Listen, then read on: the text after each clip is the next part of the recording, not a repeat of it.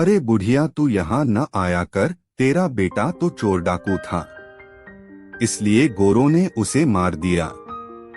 जंगल में लकड़ी बिन रही एक मैली सी धोती में लिपटी बुजुर्ग महिला से वहां खड़े भील ने हंसते हुए कहा, नहीं, चंदू ने आजादी के लिए कुर्बानी दी है। बुजुर्ग औरत ने गर्व से कहा।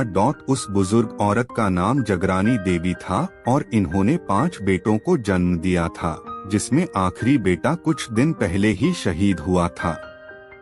उस बेटे को ये माँ प्यार से चंदू कहती थी और दुनिया उसे आजाद, चंद्रशेखर आजाद के नाम से जानती है। हिंदुस्तान आजाद हो चुका था।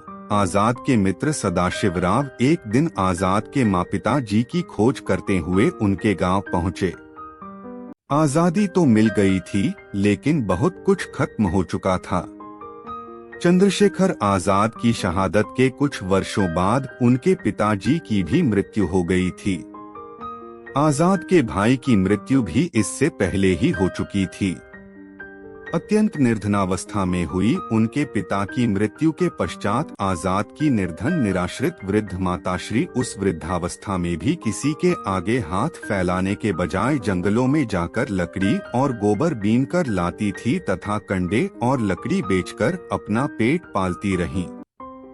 लेकिन वृद्ध होने के कारण इतना काम नहीं कर पाती थीं कि भरपेट भोजन का प्रबंध कर सकें।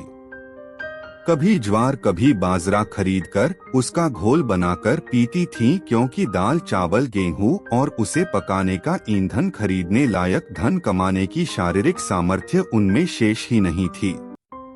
शर्मनाक बात तो यह कि उनकी यह स्थिति देश को आजादी मिलने के 2 वर्ष बाद 1949 तक जारी रही। चंद्रशेखर आजाद जी को दिए गए अपने एक वचन का वास्ता देकर सदाशिव जी उन्हें अपने साथ अपने घर झांसी लेकर आए थे, क्योंकि उनकी स्वयं की स्थिति अत्यंत जर्जर होने के कारण उनका घर बहुत छोटा था। उन्होंने आजाद के ही एक अन्य मित्र भगवान दास माहौर के घर पर आजाद की माताश्री के रहने का प्रबंध किया था और उनके अंतिम क्षणों तक उनकी सेवा की। मार्च 1951 में जब आजाद की मां जगरानी देवी का झांसी में निधन हुआ, तब सदाशिव जी ने उनका सम्मान अपनी मां के समान करते हुए उनका अंतिम संस्कार स्वयं अपने हाथों से ही किया था। आजाद की माताश्री के देहांत के पश्चात झांसी की जनता ने उनकी स्मृति में उनके नाम से एक सार्वजनिक स्थान पर पीठ का निर्माण किया। प्रदेश की तत्कालीन सरकार ने इस निर्माण को झांसी की जनता द्वारा किया हुआ अवैध और गैरकानूनी कार्य घोषित कर दिया, किंतु झांसी के नागरिकों ने तत्कालीन सरकार के उस शासनादेश को महत्व न देते हुए चंद्रशेखर आजाद की माताश्री की मूर्ति स्थापित करने का फैसला कर लिया।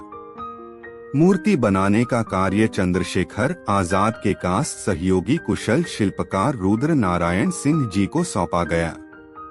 उन्होंने फोटो को देखकर आजाद की माताश्री के चेहरे की प्रतिमा तैयार कर दी।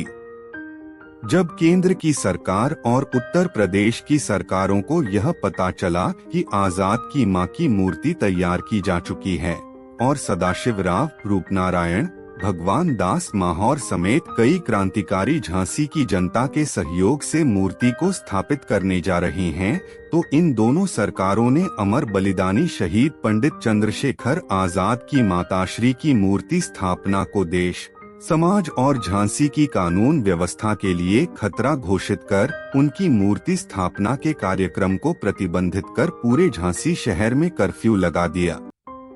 चप्पे चप्पे पर पुलिस तैनात कर दी गई ताकि अमर बलिदानी चंद्रशेखर आजाद की माताश्री की मूर्ति की स्थापना न की जा सके। जनता और क्रांतिकारी आजाद की माता की प्रतिमा लगाने के लिए निकल पड़े। अपने आदेश की झांसी की सड़कों पर बुरी तरह उड़ती धज्जियों से तिलमिलाई तत्कालीन सरकारों ने पुलिस को गोली मार देने का आदेश दे डाला।